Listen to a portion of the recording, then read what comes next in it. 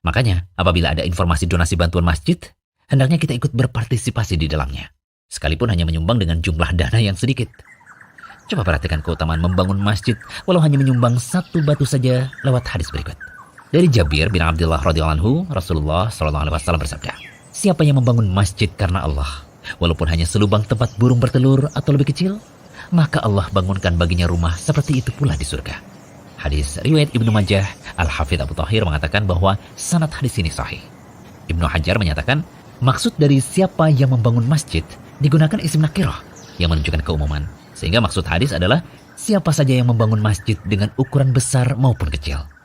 Masih melanjutkan penjelasan Ibnu Hajar yang diterangkan dalam hadis tadi adalah hanya bahasa majasimile. Karena tak mungkin tempat burung menaruh telur dan menderum yang seukuran itu dijadikan tempat sholat. Ada juga riwayat Jabir yang semakin memperkuat hal ini. Sebagian ulama lainnya menafsirkan hadis tersebut secara tekstual. Maksudnya, siapa membangun masjid dengan menambah bagian kecil saja yang dibutuhkan, tambahan tersebut seukuran tempat burung bertelur, atau bisa jadi caranya para jamaah bekerja sama untuk membangun masjid, dan setiap orang punya bagian kecil seukuran tempat burung bertelur, ini semua masuk dalam istilah membangun masjid. Karena bentuk akhirnya adalah suatu masjid. Dalam benak kita yaitu tempat untuk kita sholat. Berarti penjelasan Ibnu Hajar di awal tadi menunjukkan bahwa jika ada yang menyumbang satu sak semen saja, atau bahkan menyumbang satu bata saja, sudah mendapatkan pahala untuk membangun masjid. Masya Allah. Namun poin pentingnya, berapapun besar sumbangan untuk masjid yang kita keluarkan, harus didasari niat ikhlas karena Allah.